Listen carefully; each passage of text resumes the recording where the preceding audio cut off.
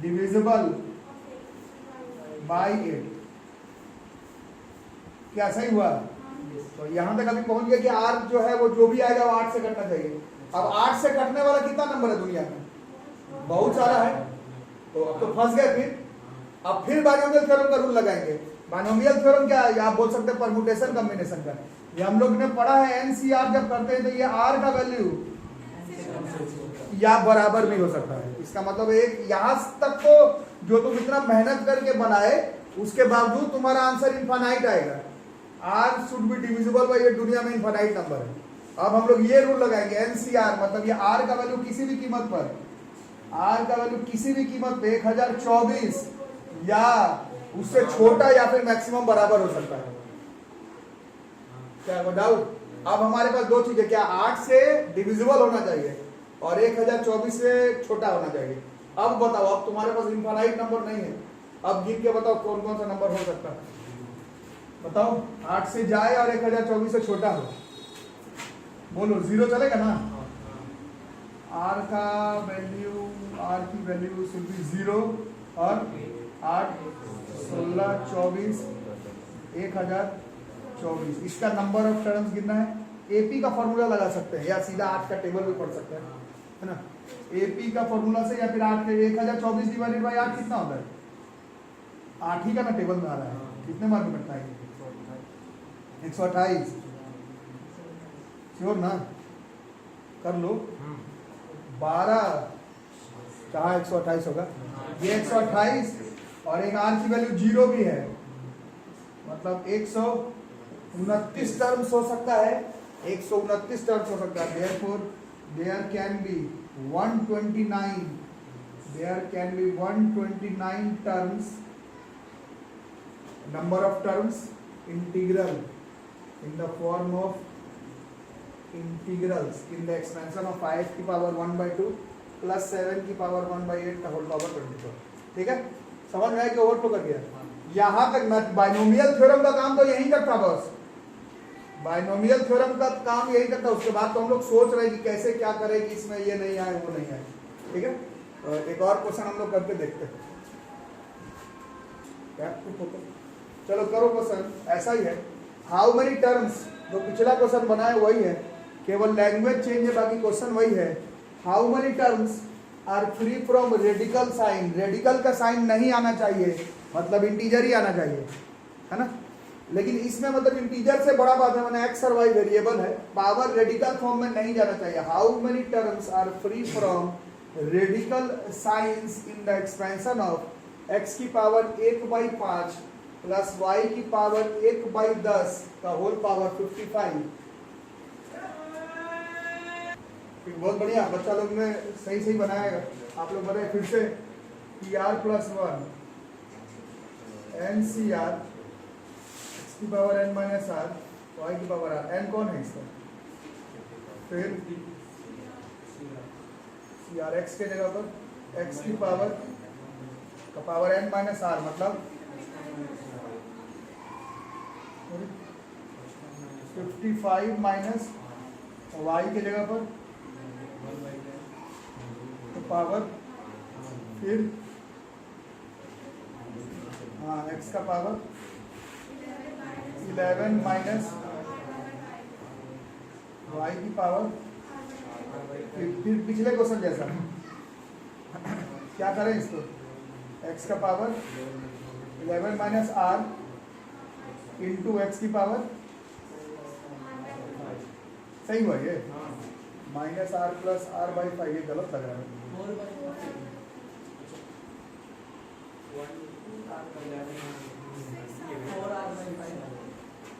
4r/5 11 minus r plus 4r/5। तो LCM लेंगे तो क्या आ जाएगा? 11 माइनस r इंटू 6r/5। इससे क्या आएगा? 1 5 फिर 55 माइनस कितना होगा r, हाँ 55 माइनस r/5। हाँ ये हो सकता है 6r/5 समझा रहा है। 11 माइनस r और निखिल 4r/5 नहीं आ रहा, 6r/5 आ रहा है। 11 माइनस r प्लस 6r/5 तब ना 1 5 55। नहीं फिर गलती आ रहा है, 1 5 प्लस r आ जाएगा। ये कितना आ रहा है प्लस? ठीक है, इसको जैसे पिछला क्वेश्चन में तोड़े थे वैसे ही, दिस इज 55cr x का power 11 minus r into x का पावर 4r/5 होगा। ठीक है, इंटू y का पावर r/10। इसको और बढ़िया से लिखेंगे तो इसको हम लोग ऐसे लिख सकते हैं 55cr x की power 11 minus r into x की पावर 8 इंटू y और इस पूरे पे पावर r/10 ऐसा लिख सकते हैं। ठीक है, अब क्लियर है? ये जो टर्म है ये इसको अभी देखते हैं, बट ये टर्म को अगर हम लोग देख रहे हैं तो ये x का पावर 8 है, ये फ्री फ्रॉम रेडिकल टर्म वैसे में भी है। ये y और ये r/10 है, इसको फ्री आने के लिए क्या होना चाहिए? हाँ, therefore r should be divisible by 10, है ना? r को 10 से डिवाइड होना चाहिए। अब हमने पहले भी पढ़ा है दुनिया में कितना नंबर जो 10 से कटता है, इनफाइनाइट है, तो इससे बात नहीं बनेगा। अब हमें ये देखना है परमुटेशन, कॉम्बिनेशन या फिर बाइनोमियल थ्योरम के हिसाब से r का वैल्यू n से छोटा या फिर बराबर हो सकता है। देखो r क्या हो सकता है? 55 से छोटा या फिर बराबर। आप बताओ, 10 से कटना चाहिए और 55 से छोटा होना चाहिए, कौन कौन सा वैल्यू पॉसिबल है? 0, 10, 20, 30, 40, 50। तो कितना टर्म हो गया? 6 टर्म्स हो ना, फ्री फ्रॉम रेडिकल साइन। ये सब पहले हम लोग खुद बोलते थे इंपॉर्टेंट नहीं है, नहीं आएगा एग्जाम में, बट अभी लगातार आ रहा है एग्जाम में इसी टॉपिक से क्वेश्चन। इसको आप लोग को थोड़ा मैथमेटिकली ध्यान लगा करके बनाने का जरूरत है। तो एक खुद से बना के देखो बच्चों। इस बार है नंबर ऑफ इंटीग्रल टर्म्स, इस बार number of integral terms in the expansion of 3 की पावर 1/2 प्लस 5 की पावर 1/8 का पावर n। इस बार पावर नहीं दिया हुआ है, लेकिन कितना नंबर ऑफ टर्म्स है जो कि फ्री फ्रॉम रेडिकल साइन है या फिर इंटीग्रल टर्म्स है, इंटीग्रल टर्म्स वो दिया हुआ 33। इस बार तुमको n का वैल्यू बताना। पिछले दोनों क्वेश्चन में n दिया हुआ था, टर्म कितना आएगा वो निकालना था। इस बार कितना term free from radical science है या फिर नंबर ऑफ इंटीग्रल टर्म्स है वो दिया हुआ, तुमको n की वैल्यू बताना है कितना होगा। Then the least value of n is 128, 264, 256, 248। बना करके देखो। चलो इसमें भी थोड़ा पेचे है, शुरू करते हैं। PR प्लस 1 NCR x की power n minus r y की पावर r। चलो n बताओ, n तो n ही है, x कौन है? 3 की पावर n माइनस r है, और y कौन है? 5 की पावर NCR 3 की पावर n माइनस, इसको ऐसे छोड़ दे, n/2।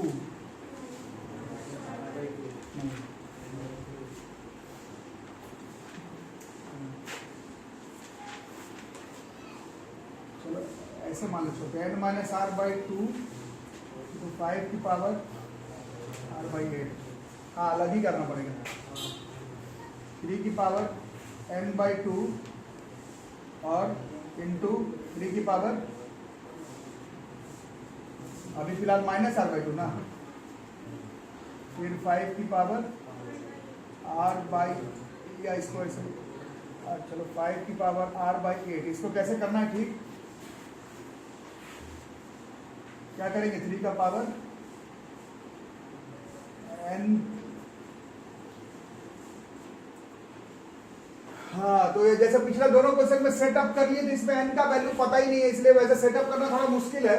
तो थोड़ा मैथमेटिकल गेस कर सकते हैं। NCR 3 का पावर n माइनस r/2 और 5 का power r/8।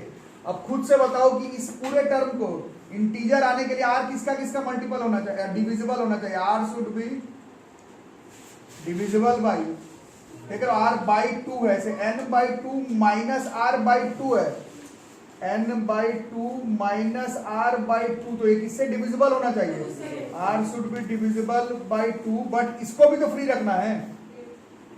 And r should be divisible by 8, जो 2 से भी कटे एंड 8 से भी कटे।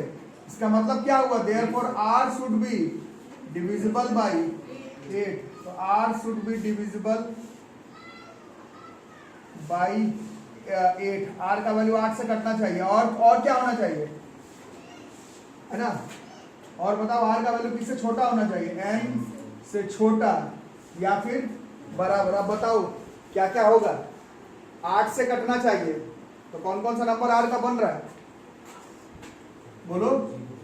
r का वैल्यू बन रहा है 0, 8, 16, 32। टोटल टर्म कितना है हमारा? ये जो टोटल टर्म है बॉस, वो ऐसा कितना टर्म है? ऐसा जो है वो 33 टर्म है, ठीक? तो कितना टर्म? तो n का वैल्यू, हाँ ठीक है। अब बताओ तो n का वैल्यू कितना होगा? Last 8 into 33। हाँ लास्ट टर्म निकालना ना। हाँ चलो ठीक है, तुम्हारी बात सही है। इसका कौन सा? देखो तब तुम्हारी ही बात सही होगी।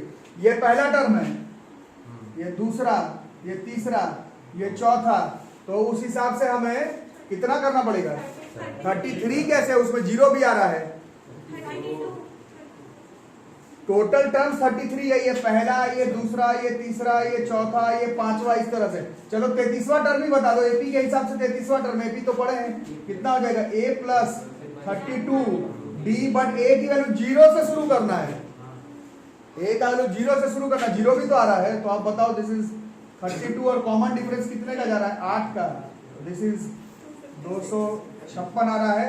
264 भी गलत आंसर नहीं है, बट क्वेश्चन में यहाँ पर क्लियर कट लिखा हुआ है then the least value of n। 264 पर भी होता, 272 पर भी होता, but least value of n पूछ रहा है, तो 256 इस क्वेश्चन का आंसर हो जाएगा। ये इस बार का जेईई मेंस 2020 का क्वेश्चन है, और बहुत लोगों का गलत ही हो गया होगा, क्योंकि सेंटर पर इतना सोच सोच के दिमाग लगा करके बनाना थोड़ा सा मुश्किल है। ये सब एज ए टीचर मैं खुद बता रहा हूँ कि हम लोग खुद मना कर देते थे कि ये सब नहीं आता एग्जाम में, बट ये आया है। इस बार जेईई मेंस 2020 में आया, पहली बार जेईई के एग्जाम में, और एनडीए में तो आया ही है इस तरह का question. Rational term, irrational term, free from radical science, total number of integral terms, ये तो एनडीए के एग्जाम में आ ही रहा था पहले से। जेईई मेंस के एग्जाम में पहली बार पूछा इस तरह का क्वेश्चन। तो कुछ लोग सही बना लिए थे, पूरा उतना सेट करने की जरूरत नहीं है। जो 2 से कटे, 8 से कटे, 8 से कटे, फाइनल वहां तक पहुंच गए थे। 33 into 8 कर दिया आप लोग, 264 वहीं पर गलत हो गया, क्योंकि आर का वैल्यू 0 से भी शुरू हो सकता था। तो 32 into 8 256 तक ही जाता। 264, 272, 280 गलत आंसर नहीं होता, but least value of n के हिसाब से 256 इस क्वेश्चन का आंसर है। ठीक है, इसको बना लो ध्यान से। थोड़ा यहां पर समझ लेना, 0, 8, 16, 24 होता, 32 ऐसे करके आर का वैल्यू बहुत दूर तक जा सकता है। आर का वैल्यू 256 तक ही जा सकता है। ठीक है, हाँ देखो बच्चों, अगला क्वेश्चन एनसीईआरटी का मिसलेनियस का है। हमारा वीडियो का मिसलेनियस में छोड़ो, एनसीईआरटी का भी मिसलेनियस का है। वेरी वेरी इंपॉर्टेंट है स्कूल के लिए, एनडीए के लिए, जेईई मेंस के लिए। It's a very important question. कह रहा है ये टर्म है बाइनोमियल, 2 का 4th रूट प्लस 1 मतलब 3 का कितना है 4th रूट, इस पूरे का पावर n है। इसका क्या क्या निकालना है? 5th टर्म निकालना है। कहां से? बिगिनिंग से। फिर कहां से निकालना है? 5th टर्म ही निकालना है। कहां से? एंड से। और उन दोनों का जो रेशियो है वो √6:1 दिया हुआ है, और तुमसे पूछ रहा है कि n का वैल्यू जो है वो कितना होगा। ठीक है, अभी देखो बनाते हैं क्वेश्चन, तो आ गया होगा समझ में। ठीक, अच्छा याद है पीछे से 5वां टर्म कैसे निकालते थे? पीछे से n minus P plus 2th term, वो कहां से हो जाता था? वो बिगिनिंग से हो जाता था। पीछे से p, तो आगे से n minus P plus 2th term. ये मैं ही सिखाया था। अभी एक चीज और सिखाता हूं, ध्यान से देखना, ये बाइनोमियल में काम करता है। ठीक है, इसको ध्यान से देखना। अभी जो मैं चीज सिखा रहा हूं पहले नहीं बताया, इसी सब क्वेश्चंस के लिए बचा करके रखते हैं। देखो आगे से 5वां टर्म तो निकाल ही लोगे, पीछे से 5वां टर्म निकालने के लिए दो, एक तो तुमको मालूम है n minus P plus 2th term से आ जाएगा। दूसरा चीज ये है कि आप बाइनोमियल को उल्टा लिख दो। बाइनोमियल में जो a के जगह पर है उसमें b लिख दो, b के जगह पर a लिख दो, तो जो 5वां टर्म पीछे से निकल रहा था वो ऑटोमेटिकली 5वां टर्म आगे से निकल जाएगा। ये सबसे आसान तरीका बाइनोमियल में। कुछ समझ में आया कि बाउंस कर गया? ठीक है, ये सबसे आसान। वो मैं चाहता तो पीछे क्वेश्चन में भी बता सकता था, बट सब कुछ सिखाना रहता है इसलिए पहले नहीं बताए थे। जैसे एपी भी आप लोग सीखे थे ना 10th क्लास में, दो तरीका था पीछे से निकालने का, दो तरीका था। एक तो n minus P plus 1th term आता था, और या फिर बोला जाता था एपी को उल्टा कर दो, कॉमन डिफरेंस माइनस ले लो, उससे भी आंसर में आ जाता। याद आ रहा है? इधर भी कर सकते हैं। पीछे से वाला अगर फॉर्मूला नहीं अच्छा लग रहा है बनाने में, मत बनाओ, बाइनोमियल को ही उल्टा कर दो, ए के जगह पर बी रख दो, बी के जगह पर ए रख दो, तो जो पीछे से पांचवा टर्म आता वो ऑटोमेटिकली आगे से आ जाएगा। ये याद रहेगा, सिर्फ बाइनोमियल में काम करेगा, और ये पैटर्न कहीं और काम नहीं करता। और नहीं तो n minus P plus 2 term से बन ही जाएगा, उससे आ ही जाएगा। RSRD के जिस में क्वेश्चन पीछे से वाला फॉर्मूला सही बनाया हुआ है, सारे किताब में एज एन एग्जाम्पल आपको मिल जाएगा। सब बुक में n minus P plus 2 term से ही किया हुआ है। हम लोग क्या करेंगे, हम लोग उससे भी कर सकते हैं, या फिर सीधा बाइनोमियल को उल्टा कर देते हैं। आगे से भी पांचवा निकल जाएगा, बाइनोमियल को उल्टा करके लिख देंगे तो पीछे से भी पांचवा निकल जाएगा। अरे समझ करके देखते हैं। पहले तो जनरल टर्म का फॉर्मूला लिख लें। This is n c r x की power n minus r into y की पावर आर। पहले आगे से लिख रहा हूं, आगे से फिफ्थ टर्म, आगे से फिफ्थ टर्म, तो ये सही सही लिखना पड़ेगा, ये सीधा ही लिखना पड़ेगा। ये 2 का पावर कितना हो जाएगा, 1/4 प्लस 3 का पावर कितना हो जाएगा, का पावर n। इसका आराम से पांचवा टर्म लिखो। पांचवा टर्म कैसे लिखते हैं बाइनोमियल का बताओ? हाँ, कितना हुआ, n c4 2 की पावर का power n minus 4 into minus 1/4 की पावर 4, ठीक ना? कितना हो गया, दिस n c4 2 की पावर n माइनस 4/4 इंटू 3 की पावर माइनस 1। या भी माइनस 4/4 ही लिखते हैं, एलसीएम लेने में आसान होगा, शायद काम पड़ेगा तो पड़ेगा, नहीं तो माइनस 1 लिख देंगे, देख लिया जाएगा जैसा। ठीक है, ये तो हो गया। अब क्या करना था, अब पीछे से पांचवा टर्म चाहिए। या तो तुम जैसे पहले पढ़ाया हो n माइनस पी प्लस 2 उससे कर लो, आ जाएगा, या फिर पूरे बाइनोमियल को ही उल्टा लिख दो। इस बाइनोमियल को ही पलट करके लिख दो बस, इस बाइनोमियल को ही पलट करके लिख दो। क्या हो जाएगा, इसको पहले ऐसे लिख दो, 3 का पावर प्लस का पावर n। एक्चुअली में निकलने वाला था पीछे से पांचवा टर्म, लेकिन मैंने बाइनोमियल को ही उल्टा लिख दिया है, तो अब मेरे को आगे से पांचवा निकालने पर भी काम चल जाएगा। ठीक है, निकालो। अब एक्चुअली में पीछे से पांचवा टर्म आ रहा था, बट हमने बाइनोमियल को उल्टा लिखा तो मेरा आगे से पांचवा टर्म आ जाएगा। कितना होगा बताओ, इसका फिफ्थ टर्म nc4 3 की पावर का पावर, ओके, और 2 की पावर का पावर।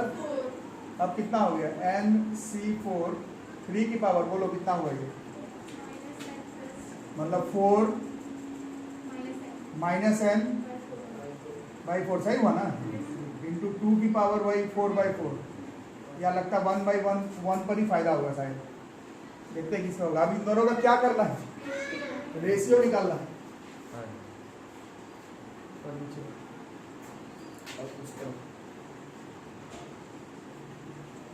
ठीक है, शुरू किया जाए। पहले क्वेश्चन में क्या रहा वो लिख देते हैं। दोनों का रेशियो दिया हुआ है, मतलब nc4 2 की पावर, बोलो by4 इंटू 3 की पावर -1 ही लिख देते, इससे फायदा नहीं हो रहा है। नहीं -4/4 लिखते, शायद फायदा होगा।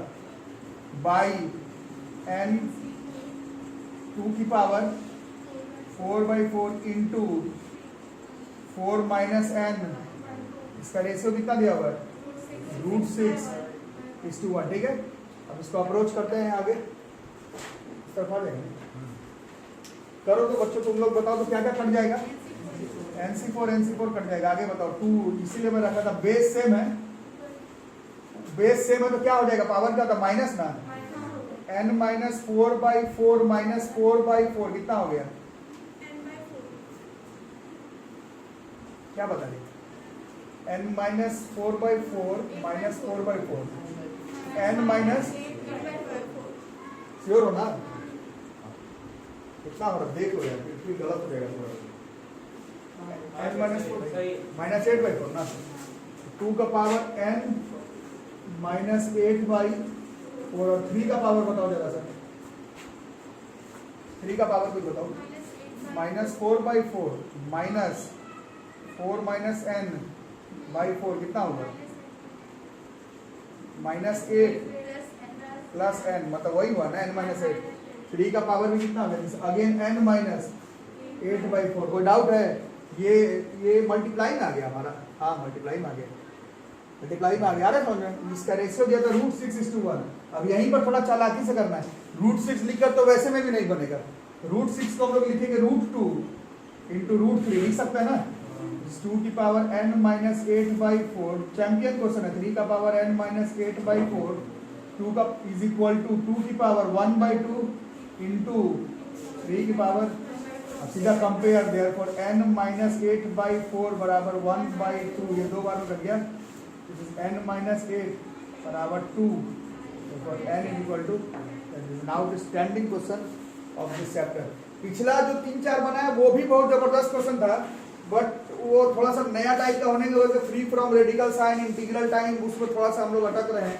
बट ये सब तो एकदम चला हुआ क्वेश्चन है आगे से पांचवा पीछे से पांचवा का रेशियो √6:1 एनसीईआरटी का मिसलेनियस का क्वेश्चन है school plus NDA plus JEE सब तरफ से इंपॉर्टेंट क्वेश्चन है ठीक है कोई डाउट इसमें अच्छा एक नया चीज सीखेगी नहीं क्या वो n माइनस p प्लस 2 नहीं पसंद आ रहा तो मत लगाओ बाइनोमियल के क्वेश्चन में n minus p plus 2h term from the beginning नहीं पसंद आ रहा मत करो सीधा बाइनोमियल को ही क्या कर देना है उल्टा करके लिख दो वो पीछे से छठा पीछे से आठवां जो है निकल जाएगा बड़ा जेन्युइन मेथड है किताब में जनरली ये नहीं दिया हुआ है आप लोग जिस भी बुक से पढ़ते हैं उसमें ये क्वेश्चन मिल जाएगा सॉल्व्ड एग्जांपल के फॉर्म में बट वो वैसे ही n minus p plus 2h term से ही क्या वो मिलेगा बट ट्यूशन में आया कुछ सीख करके भी चलना है सीधा बाइनोमियल को उल्टा लिख दो पीछे से पांचवा टर्म आठवां टर्म निकल जाएगा ये बहुत जेन्युइन मेथड है क्वेश्चन अप्रोच करने की ठीक है लिख करके रखो फटाफट